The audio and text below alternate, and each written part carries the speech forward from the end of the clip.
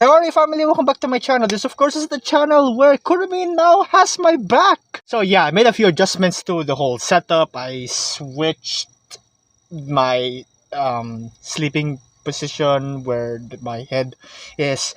That way this area that I'm facing right now is really close to the outlet. That way I can plug in the lamp properly. It's actually really close. That's why the only reason why I made the entire switch in the first place is because so that I can have better lighting. I'm glad hopefully this works better than the last time, because I've noticed for quite some time already that in my videos, recent videos that I've posted, the lighting behind it is kind of annoying, and I do apologize for that.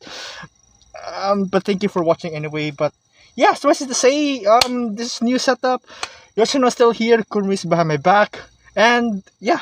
To not bush around the beat any further, today I'm going to be reacting to a manga dub from the Sekai no Fushigi channel, and as usual I'll leave a link to the channel down in the description below, so please do check them out. Their stories are great, and speaking of great, the story right now is just magnificent, really.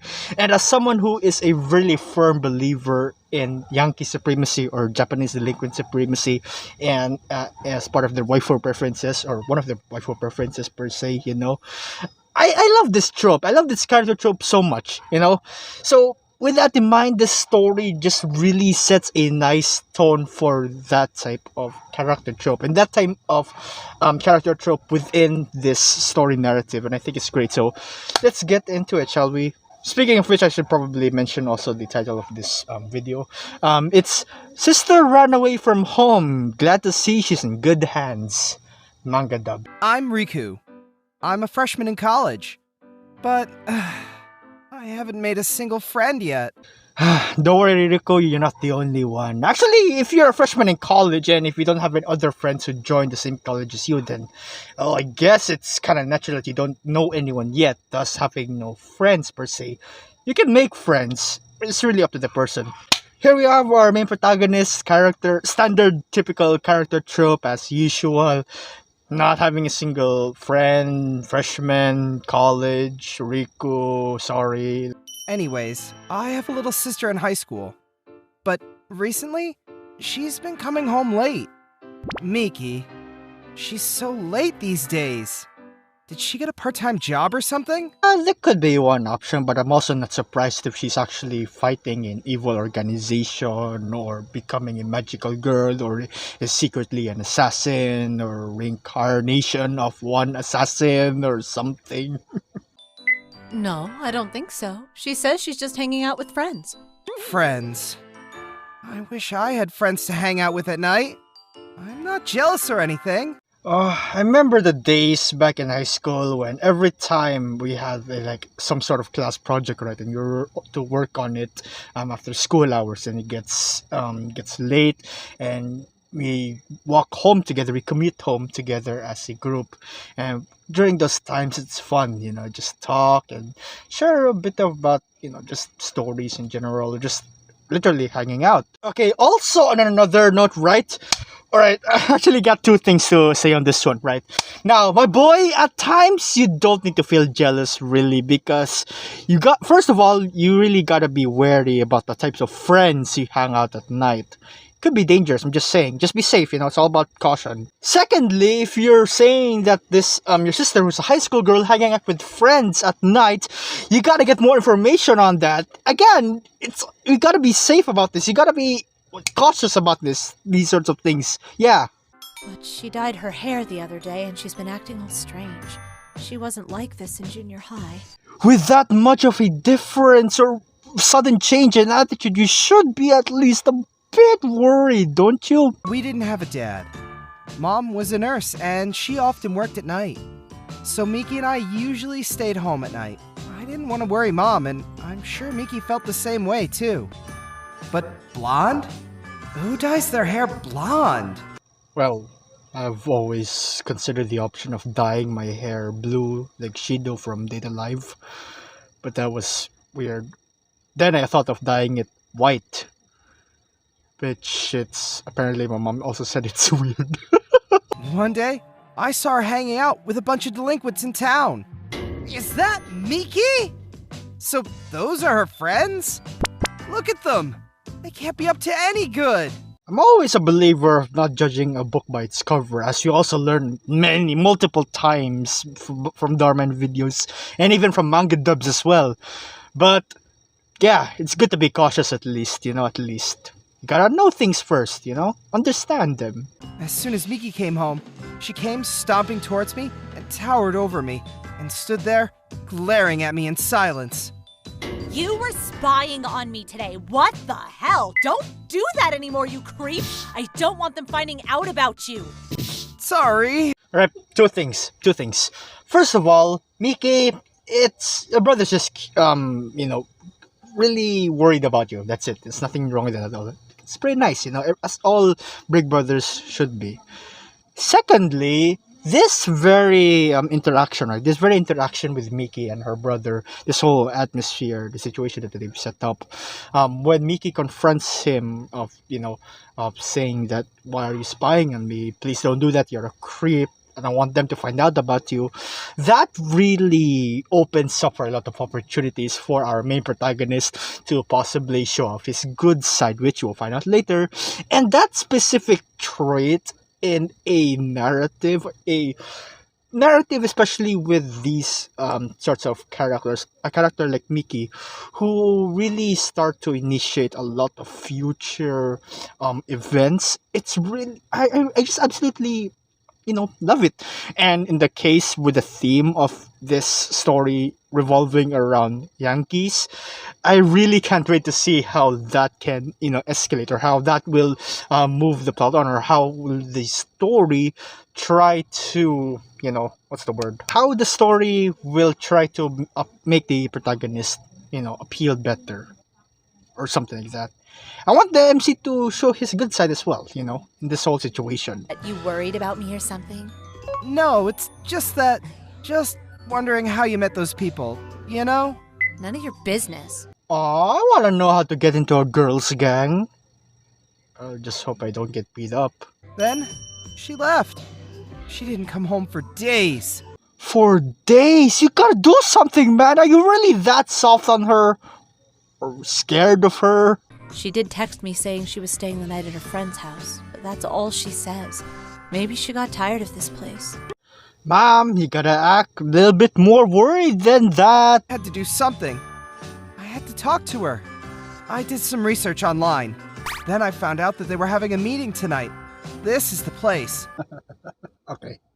This has been on my mind for quite some time now, ever since I watched this video a couple of times for the past couple of rewatches.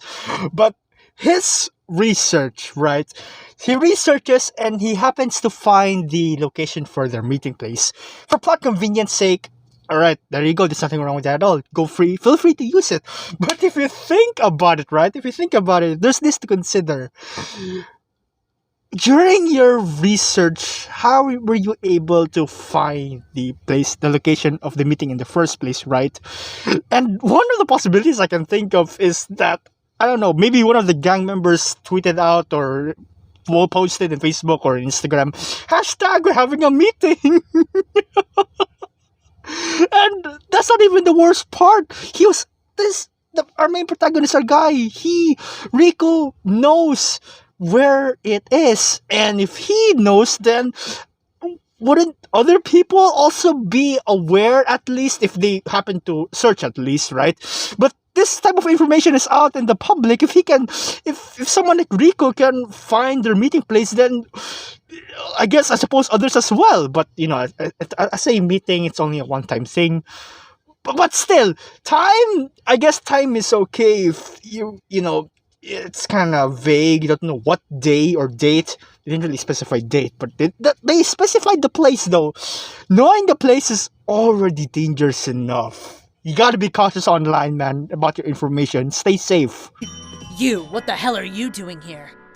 Huh? Oh, I'm looking for Miki. She's a high school student. Aren't they all in high school? I want to presume that. So, we just ask for her name. Don't really specify that she's a high school student or something. That even makes it a bit more... I don't know. Miki, your brother's here. What? What the hell are you doing here? Alright, first of all, I really completely understand that feeling where like you're hanging out with your friends and then your mom suddenly shows up or parents show up and say, "Son, come back. What are you doing there?"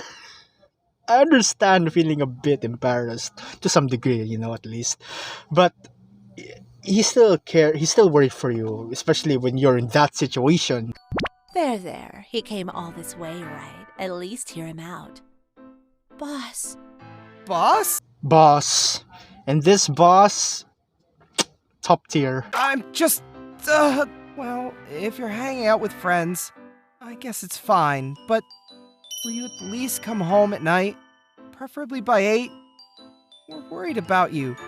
Your family. I worry about you too, family. Stay safe. Oh, get lost! You're so annoying! I texted Mom already! I don't care if I'm annoying, but if something happens to you, I won't be able to forgive myself. Come on, Miki. Listen to him. He came all this way just for you. Boss, are you not worried that someone out of your gang knows the location to your meeting? And I assume it's an important meeting or somewhat for gathering. I don't know. I don't even know what type of meeting this is. A get-together? Is it important or not? If so, well, how did the information to this meeting came up online or can be easily found online? Be careful about your information, as I've said. He's got a point. Oh, he's such a nerd, though. I hate being seen with him. But he really cares about you, that's for sure. Listen, Miki, it never hurts to have a place you can call home. If school is tough, you can always hang with us. But if you have a loving family, you should spend time with them too. Having multiple places you can call home is really nice. Now, after that conversation, I'm sure you two family are convinced that this girl is top tier and you're also slowly falling in love with her as well. No? Just me? Seriously though, she is great. She sounds like a pretty decent person. Alright then. We'll make sure she's home by 8, alright? I'm very glad that she's very reasonable and she would comply to his request. Thank you all for being her friend. You too. Boss, right?